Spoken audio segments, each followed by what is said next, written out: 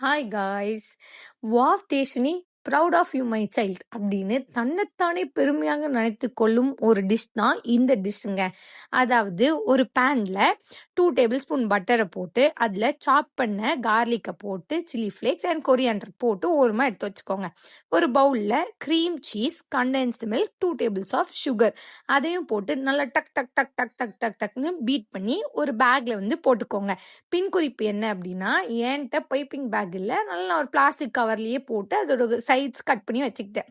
அப்புறம் ஒரு tea buns ஒரு பர்கர் பன்ஸ் எடுத்து இப்படி ஒரு கோடு, அப்படி ஒரு கோடு, அப்படி இப்படி ஒரு கோடு இதெல்லாம் போட்டு அதுக்குள்ளே வந்து நம்ம இந்த இப்போ பேக்கில் வச்சுருந்த ஃபில்லிங்கையும் எடுத்து வச்சுட்டு இதை எடுத்து அப்படியே அந்த கார்லிக் பட்டரில் வந்து நல்லா ஒரு முக்கி முக்கி எடுத்துட்டு என்னோட அவன் வந்து ரிப்பேர் ஆன காரணத்தினால் நான் இந்த மாதிரி ப்ரீ ஹீட் பண்ண ஒரு இட்லி பாத்திரத்துலேயே எடுத்து அதை ஒரு 10 மினிட்ஸ் நம்ம வந்து ஸ்டீம் போட்டு வச்சுட்டு அதுக்கப்புறம் அதை எடுத்து சாப்பிடுங்க. அப்படியே சீஸ் வலியுதுங்க.